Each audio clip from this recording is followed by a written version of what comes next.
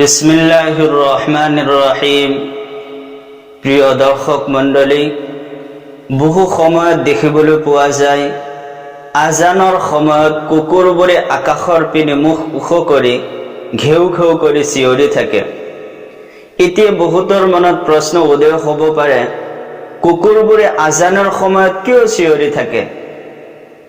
আল্লাহ তাআলাই কোরআনে পাকত কৈছে, يا بني آدم لا يفتننكم الشيطان كما أخرج أبويكم من الجنة ينزع عنهما لباسهما ليريهما سوآتهما إنه يراكم هو وقبيله من حيث لا ترونهم إنا جعلنا الشياطين أولياء للذين لا يؤمنون।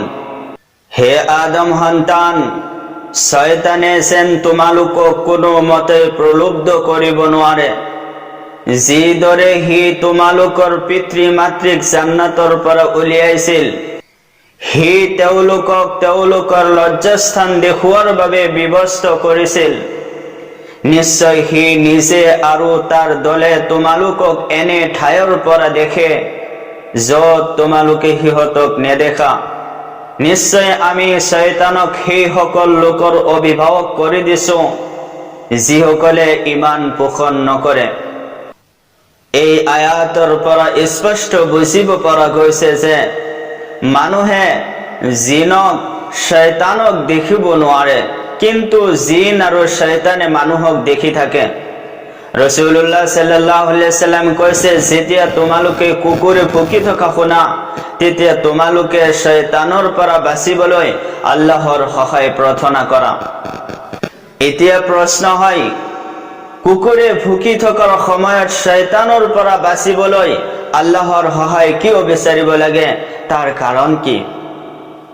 কাৰণ হৈছে, যেতিয়া মছজিদত আজান দিয়া হয় তেতিয়া শয়তানবোৰ দৌৰি দৌৰি পলাই থাকে, যাতে সিহঁতৰ কাণত আজানৰ শব্দ শুনা নাযায়।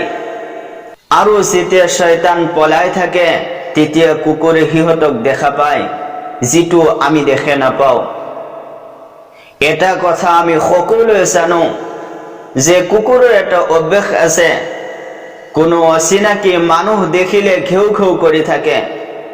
আৰু শয়তান যিহেতু বিভিন্ন সময়ত বিভিন্ন ধৰণৰ ৰূপ লয়, আকৃতি লয়, কেতিয়াবা মানুহৰ আকৃতি লয়, কেতিয়াবা জীৱ-জন্তুৰ আকৃতি লয়। আৰু কুকুৰৰ বাবে অচিনাকি হোৱাৰ বাবে কুকুৰে ঘেউ ঘেউ কৰি চিঞৰি থাকে। হযৰত আবু হুৰায়ৰা ৰাদিয়াল্লাহু তাআলা আনহুৰ পৰা বৰ্ণিত, তেওঁ কয়, ৰাসূলুল্লাহ সাল্লাল্লাহু আলাইহি ওয়াসাল্লামে কৈছে, যেতিয়া নামাজৰ বাবে আজান দিয়া হয় তেতিয়া শয়তানে বতাহ এৰি পলাই থাকে, যাতে সি আজানৰ আৱাজ শুনা নাপায়। যেতিয়া আজান দিয়ে শেষ হৈ যায় তেতিয়া আকৌ উভতি আহে।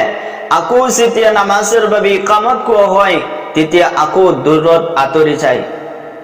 ইকামত শেষ হোৱাৰ পিছত পুনৰাই উভতি আহে আৰু মানুহৰ অন্তৰত, নামাজীৰ অন্তৰত কুমন্ত্ৰণা দিয়ে আৰু কয়, এইটো মনত কৰা, সেইটো মনত কৰা, পাহৰি যোৱা বস্তুবোৰ মনত পেলাই দিয়ে। শেষত এনেকুৱা অৱস্থা হৈ যায়, মানুহ যেনে কেই ৰাকাত নামাজ পঢ়িছে সেইটো মনত ৰাখিব নোৱাৰা হৈ পৰে। বুখাৰী শৰীফ হাদিছ নং 608। এই হাদিছৰ পৰা স্পষ্ট বুজিব পৰা গৈছে যে আজানৰ সময়ত শয়তান পলাই থাকে। অপৰিচিত মানুহক দেখিলে কুকুৰে যেনেকৈ ভুকি থাকে, ঠিক তেনেদৰে শয়তান কুকুৰৰ বাবে অপৰিচিত হোৱাৰ বাবেও ঘেউ ঘেউ কৰি চিঞৰি থাকে। সেইবাবে হাদিছত কুকুৰ ভুকি থাকিলে আল্লাহৰ সহায় বিচাৰিবলৈ কোৱা হৈছে।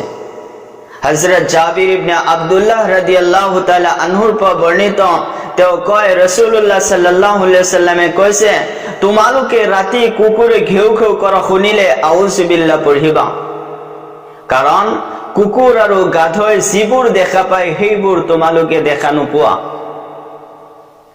সুনানে আবু দাউদ হাদিছ নং 5103। প্ৰিয় দৰ্শক, আশা কৰিছো সকলোৱে প্ৰশ্নটোৰ উত্তৰ শুদ্ধকৈ বুজিবলৈ সক্ষম হৈছে। আল্লাহ তাআলা সকলকে শুদ্ধ বুঝার ও আমল করার তৌফিক দান করো। আমিন। ওয়া মা আলাইনা ইল্লাল বালাগ।